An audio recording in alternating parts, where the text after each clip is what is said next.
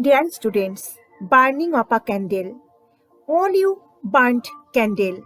While burning candle, did you observe that when candle is burnt, some portion of it melts and it coagulates at the bottom of the candle, and after some times it becomes solid again. And some portion of candle, it gives us light. That means it reacts with oxygen in the air and it produces light energy. While burning candle, it reacts with oxygen and produces carbon dioxide and water vapor also. Both these are gaseous. That means when candle is burnt, then at the same time we get three states of matter: solid wax, melted liquid wax, and carbon dioxide and water vapor.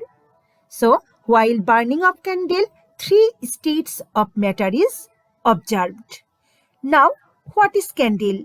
Candle is wax, and wax is a mixture of hydrocarbons. What is hydrocarbon? Hydrocarbon is a compound of carbon and hydrogen only. So when this wax, that means hydrocarbons, react with oxygen, it produces carbon dioxide and water vapor.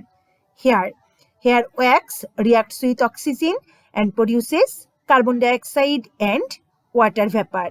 Look, here when candle is burnt, then here the liquid wax, melted wax, and this is the solid wax. When this liquid wax go downward, it becomes solid again.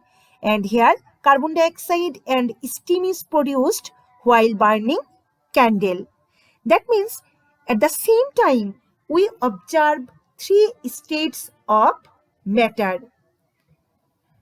Three states, that means solid state, that is solid wax, liquid state, that is melted or liquid wax, and gaseous state, where some portion of wax reacts with oxygen and produces carbon dioxide gas and water vapor. Now, melting. What is melting? Melting is a process where heat is applied in a solid matter to make it liquid. That means the process of transforming a solid matter into liquid by means of applying heat is called melting. Here, in this way, when heat is applied in a matter, then it becomes liquid or gas. So when it becomes liquid, this process is called melting. At normal pressure means 1 atmospheric pressure, the temperature at which a solid matter turns into liquid state is called the melting point of that solid. For example, the melting point of ice is 0 degrees Celsius, melting point of sodium chloride is 801 degrees Celsius, urea, that is 133 degrees Celsius, and melting point of sulfur is 115 degrees Celsius. Now, melting point. I told about a melting point. Do you know this melting point is the scale of purity of a solid substance? How? Look, here a solid matter is melted, and here by using a thermometer we can determine the melting point of this solid matter. We know a component melts at a particular temperature. For example, sodium chloride. Sodium chloride melts at 801 degrees Celsius temperature.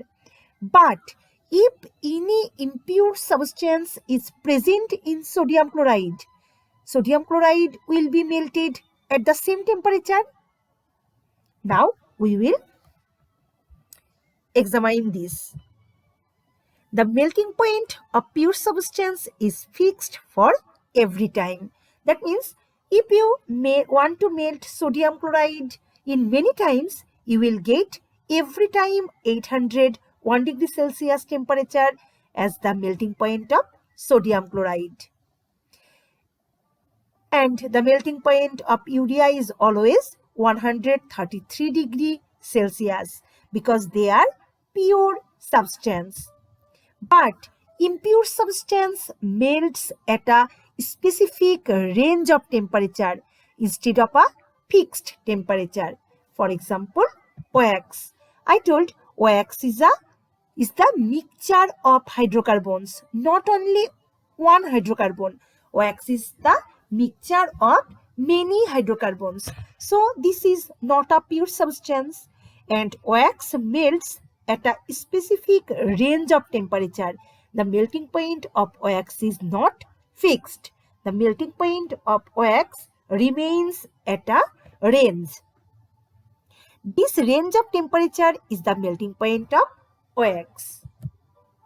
Again, melting point of impure substance is larger than that of pure substance. For example, if any impure substance, if any impurities are mixed with urea, then urea will not be melted at 133 degree Celsius temperature because that time urea will not be pure substance. So, impure substance, the melting point of impure substance is larger than that of the pure substance.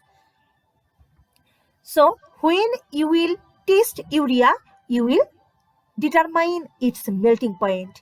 If you see that urea melts at just 133 degrees Celsius temperature, that means at its melting point, you will think that this urea is pure. But if urea doesn't melt at that temperature, if the melting point of urea becomes less than that, then you will understand that this urea is not pure. There are some impurities with it.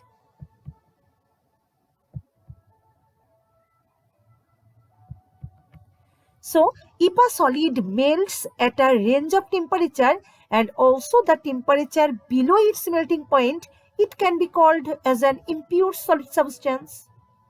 That means by determining its melting point, we can determine the purity of that substance. So, it is said that the melting point is the scale of purity of a solid substance.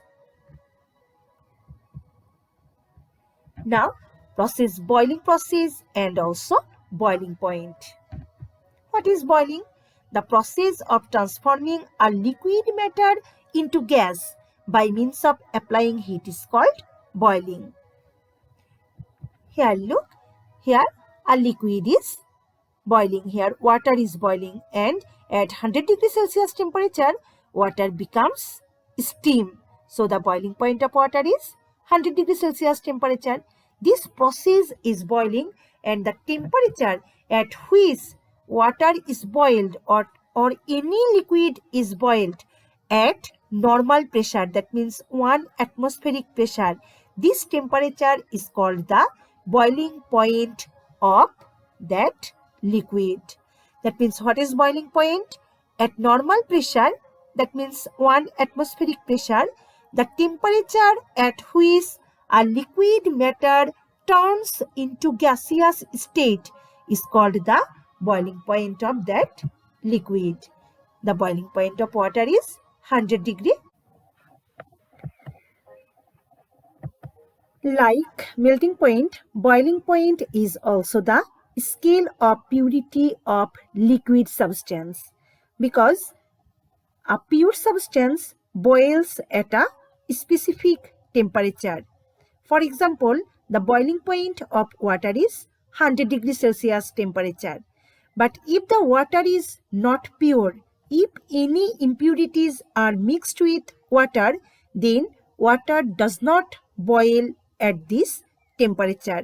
So, from boiling point, we can also determine a liquid is pure or impure.